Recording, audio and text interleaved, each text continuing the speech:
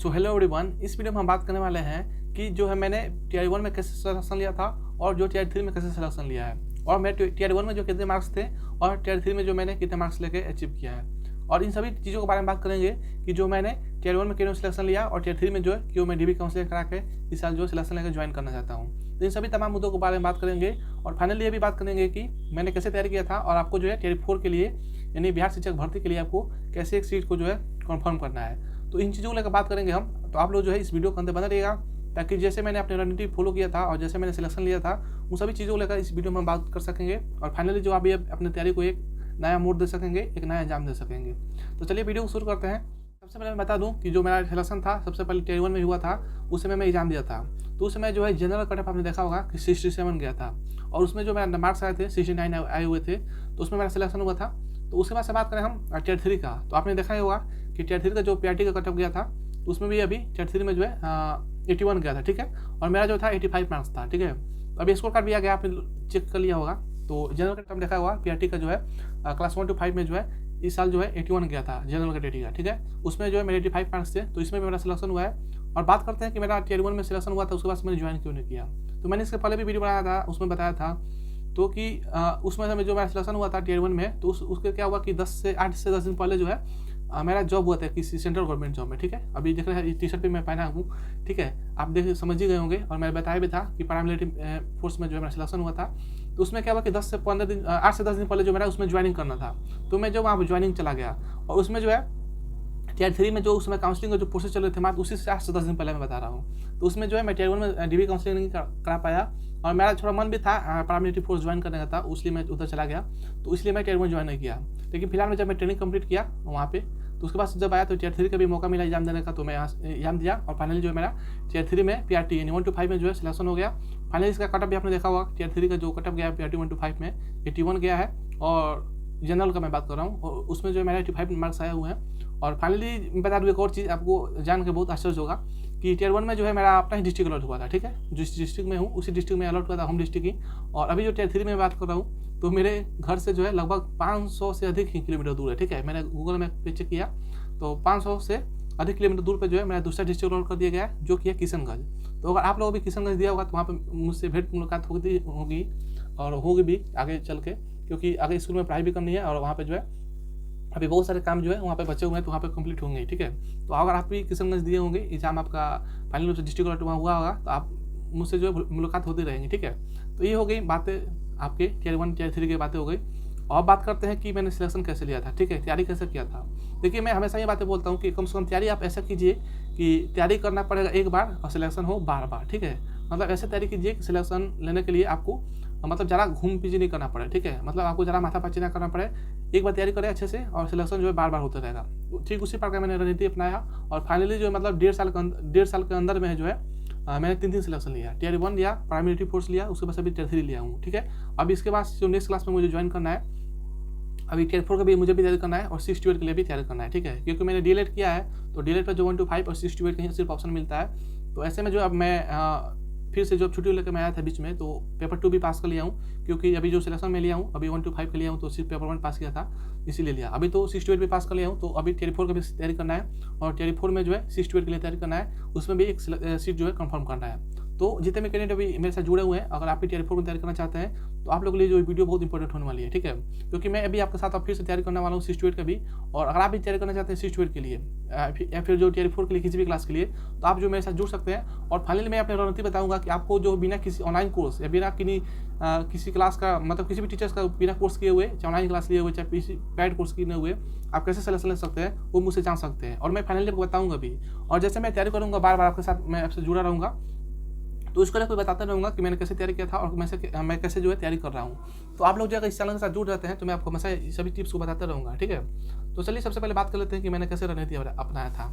तो देखिए सबसे पहले बता दूं कि आप लोग जो है इन्हीं किसी भी टीचर्स के चक्कर में नहीं पढ़ा है, ना बिना किसी ऑनलाइन के चक्कर में, ना किसी पेड कोर्स, ना किसी प्रकार का कोई मतलब किसी प्रकार का कोई बुक के चक्कर में नहीं पढ़ना है। जो मैं 1-2 बुक बताऊंगा उसी को सिर्फ पढ़ना है और अपना जो सेल्फ स्टडी करना है। ये नहीं है कि बहुत ज़्यादा इसमें माथापाची करना, कुछ नहीं है, ठीक है। आप लोग जो है मैं जो बातें बताऊंगा आपको उसको सिर्फ फॉलो करना है और जो मैं बुक बताऊंगा उसी को सिर्फ फॉलो करना है। उससे ज़्यादा किसी प्रकार कोई पढ़ने चिंता नहीं करना है, ठीक है। क्योंकि ऐसा नहीं है कि आपको महारथी बनना है, इसमें जो आपको बस सिलेक्शन लेना है, अपना एक नौकरी फिक्स करना है जिसमें आपको आपका अपना रोजगार चल सके, अपना जो है एक अपना सेफ जो नौकरी हो जाए, ठीक है। उन्हीं चीज़ों को लेकर मैं बात करने वाला हूँ। तो देखिए, सबसे पहले मैं आपको बुक के बारे में बता दूँ, जो मैंने बुक पढ़ा था वही मैं बताऊँगा, जिससे मेरा सिलेक्शन हुआ, ठीक है। और वही मैं बातें हमेशा बोलता हूँ कि आप तैयारी कम से कम ऐसा कीजिए कि आपका सिलेक्शन बार बार हो, ठीक है। तैयारी एक बार, सिलेक्शन बार बार, ठीक है। यही चीज़ आप हमेशा दिमाग में रखिएगा।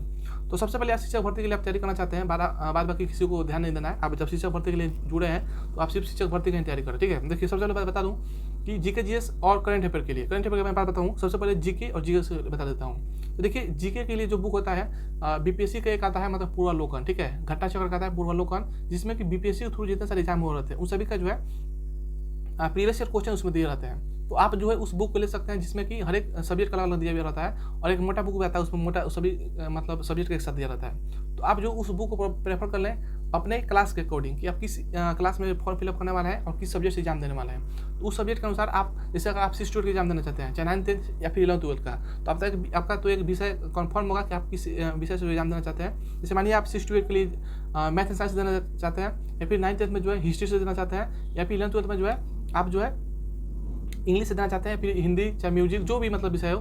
तो आप जो उस विषय को सबसे पहले कंफर्म करें। उसके बाद से उस विषय को कंफर्म करने के बाद आप घंटा चक्र का वो बुक खरीदें, जिसमें कि प्रीवियस के जितने सारे क्वेश्चन दिए हो। उसमें जो है बीपीएससी का जो सिविल सर्विस एग्जाम होता है उसका भी दिया रहता है क्वेश्चन पेपर, और बाद में कि जितने भी अभी Tier 1 Tier 2 Tier 3 के जो एग्जाम हुए हैं, इसके बाद से Tier 3 में 2 एग्जाम हुए थे, जो कि एक 15 मार्च को हुए थे, जो रद्द हो गए थे। उसका भी क्वेश्चन थोड़ा आपको देखने को मिल जाएगा। और बाद बाकी अभी Tier 3 का जो 19 जुलाई से हुआ था Tier 3 का, उसके बाद से जो इसमें से क्वेश्चन होते हैं सभी को उसमें जो है दिए रहते हैं। तो सबसे पहले आप टीचर्स वाला एग्जाम का जो है प्रीवियस ईयर क्वेश्चन का बुक खरीद ले। वो और भी पब्लिकेशन हो सकता है, लेकिन मैं आपको रिकमेंड करूंगा घटना चक्र का, जिसमें कि मतलब जो है किसी प्रकार का कोई ज़्यादा मिस्टेक नहीं रहता है। उसमें जो एक्सप्लेनेशन जो दिया रहता है मतलब विस्तार से जो उसमें व्याख्या किया रहता है, अच्छा से किया रहता है, उसमें किसी प्रकार का कोई जो है मिस्टेक नहीं होता है। तो आप उस बुक को प्रेफर कर सकते हैं जीके जीएस के लिए, चाहे आप क्लास 1 to 5 हो, चाहे 6 to 8, चाहे 9th 10th, चाहे 11th 12th। अपने विषय के अनुसार जो है जो विषय उसमें आ रहा है उसको आप खरीद लेंगे घटना चक्र के लिए।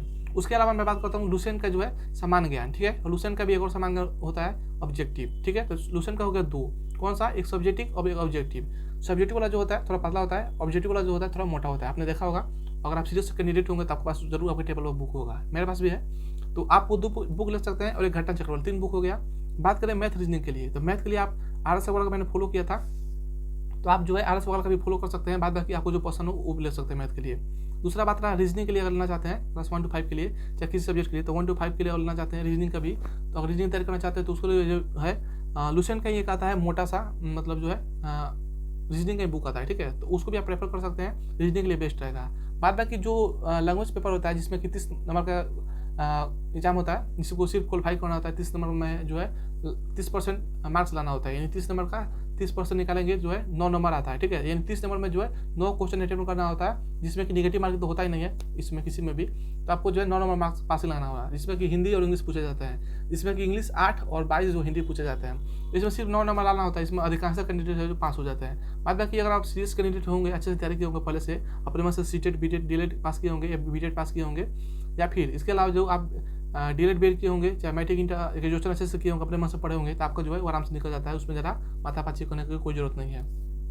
तो ये मैंने सभी जो है सब्जेक्ट के बारे में बता दिया, बुक लिस्ट बता दिया। उसके बाद एक मेन चीज़ रहता है करंट अफेयर। तो करंट अफेयर तो मैं पढ़ाने के बारे में हूँ नहीं पढ़ा भी सकता हूँ करंट अफेयर। इन सभी चीज़ों को मैं अलावा जो मैं जितने भी बताया उसको मैं आप बोलिएगा तो मैं पढ़ा सकता हूँ। करंट अफेयर तो अपने में से भी बहुत सारे यूट्यूब चैनल है, बहुत सारे बुक भी हैं, उन सभी को आप चीज़ों को प्रेफर कर सकते हैं, ठीक है। 5, 7, 8, 10, 12 क्वेश्चन भी इसमें से पूछा जाता है करंट अफेयर से। कभी कभी इसकी संख्या जो है कम भी हो जाती है, ठीक है। तो मोटा मोटी मांग चले कि 8 से 10 करंट अफेयर पूछ ही ले जाते हैं। तो आप लोग जो है इसकी तैयारी के लिए आपने से भी थोड़ा प्रयास करना होगा, और जैसे जैसे मैं तैयारी करूँगा आपको भी इस चैनल के माध्यम से बताता रहूँगा। तो मैंने ऐसे ही तैयारी किया था, और बाद बाकी जो मेरा सिलेक्शन है Tier 1 में भी हो गया, और यहाँ पे जो बीच में छुट्टी लगाया था मैं Tier 3 में भी हो गया, और फाइनली भी मैं DB काउंसलिंग करा के भी अभी कंप्लीट हूँ, और ट्रेनिंग का जो है इंतजार कर रहा हूँ। तो ये मेरा शेड्यूल था, मैंने से भी तैयारी किया था इन सभी बुक को फॉलो करके। आप भी चाहते इन सभी बुक को फॉलो कर सकते हैं। और इसके अलावा आप जो बुक से तैयारी कर रहे हैं, आपको अच्छा लग रहा है, तो आप लोग उसी से तैयारी कीजिए। मैंने जो मेरा रिव्यू था मैं आपको बता दिया कि मैंने कैसे तैयारी किया था और किन बुक को फॉलो किया था। इन सभी रणनीति के बारे में बात कर लिए। इसके अलावा किसी प्रकार कोई डाउट होता है तो आप जो है इस चैनल पे कमेंट बॉक्स में कमेंट कर सकते हैं, मैं उसका रिप्लाई जो है दे दूंगा। तो आपके साथ में जितने भी सारे कैंडिडेट अगर होंगे Tier 4 की तैयारी करना चाहते हैं, तो आप लोग इस चैनल के साथ जुड़ जाएंगे। मैं अपना टिप्स देता रहूँगा, और आपको किसी प्रकार कोई किसी क्लास का जो है कोर्स की जरूरत नहीं पड़ेगी, ठीक है। मैं वादा करके बोलता हूँ, मैंने भी बिना किसी किसी का भी बिना कोर्स किए हुए मैं अपने मन से तैयारी किया हूँ और खुद आपका नोट्स बना कर अपने से मैं रिवीजन करता था, तैयारी करता था, अपने समझ से सिलेक्शन लिया हूँ। मैंने किसी प्रकार कोई टीचर से नहीं क्लास लिया है ना कुछ किया है। इसके अलावा अगर आपको हेल्प पड़ सकती है किसी मैंने चीज़ को लेकर तो आप कमेंट कीजिएगा। दूसरा चीज़ कि इन सभी बुक के अलावा जो एक और चीज़ आपको बता देता हूँ मोटा मोटी, अगर आपको कोई हेल्प पड़ती है तो आपको जरूरत पड़ेगी। तो आप लोग जो यूट्यूब पर बहुत सारे ऐसे मटेरियल है फ्री में मिलते हैं। मैंने इसके अलावा कोई बात करूँ तो मैं यूट्यूब का ही सहारा लिया था। मैं किसी प्रकार कोई पेड कोर्स चाहे किसी टीचर के पास पर्सनली पढ़ने नहीं गया था, ठीक है, चाहे बिना पेड कोर्स दिए हुए, ठीक है। तो आप लोग जो यूट्यूब पर जो किसी प्रकार कोई डाउट होता है चैप्टर में, चाहे मैथ हो, रीजनिंग हो, जीके जीएस हो, करंट अफेयर हो, चाहे कोई भी टॉपिक हो, तो आप लोग जो यूट्यूब पर आराम से सर्च करें, अच्छा सा टॉपिक आपको मिल जाएगा। उसमें बहुत अच्छे व्यूज़ भी आ रहते हैं, बहुत सारे कैंडिडेट देख रहते हैं, लाख मिलियन व्यूज़ रहते हैं। तो वो जो अच्छे से पढ़ाया रहता है तभी उनको अच्छा व्यूज़ गया रहता है। और मतलब अपने में से भी प्रैक्टिस कर सकते हैं, मतलब देख सकते हैं जिनको अच्छा लगेगा जिस भी चैनल का, आप लोग वहाँ पर क्लिक करके जो है अपना डाउट क्लियर कर सकते हैं, वहाँ से आप पढ़ सकते हैं। चाहे मैथ कहीं पढ़ना हो, चाहे रीडिंग का पढ़ना हो, चाहे किसी टीचर का जो करंट अफेयर पढ़ना हो, चाहे जीके जैसे पढ़ना हो, मतलब कोई भी सब्जेक्ट हो, तो आप लोग वहाँ पे सर्च कीजिए यूट्यूब पे, अच्छा कंटेंट आ जाएगा, आप लोग वहाँ से भी पढ़ सकते हैं। मैंने वो इसी फॉलो किया था। मैं किसी टीचर का नहीं पेड कोर्स लिया था, ना किसी प्रकार का जो है कोई मटेरियल लिया था। अब बस उसे ही तैयार किया था, अपना सिलेक्शन जो है हो गया, ठीक है। तो आप लोग जो है सिर्फ सिलेक्शन लेना है, अपना एक जॉब फिक्स करना है बिहार सरकार में एक टीचर के रूप में, ठीक है। ईमानदारी से करना है मेहनत, आराम से सिलेक्शन होगा, किसी प्रकार कोई दिक्कत नहीं होना है, ठीक है।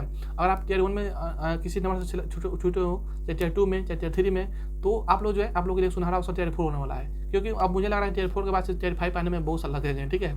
अभी चुनावी साल है, वैकेंसी भी अच्छा खासा आने वाली है, तैयारी अच्छे से कीजिए मन से।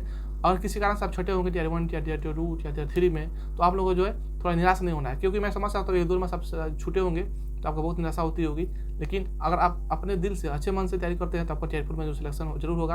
और मेरा आशीर्वाद है कि जरूर होगा, ठीक है। आप इस चैनल से जुड़ जाए, मैं आपको तैयारी में जो भी रुकावटें आएंगी, चाहे जो भी दिक्कतें आएंगी, तो आप लोग कमेंट कीजिएगा, मैं आपको उसका रिप्लाई 100% दूंगा, ठीक है। तो चलिए मिलते हैं नेक्स्ट वीडियो के साथ अगले वीडियो में। कोई डाउट हो जरूर कमेंट कीजिएगा, बाकी भाई जो है आपके साथ जरूर है, ठीक है। चलिए मिलते हैं नेक्स्ट वीडियो के साथ अगले वीडियो में। वीडियो देखने के लिए आप सबका बहुत बहुत धन्यवाद।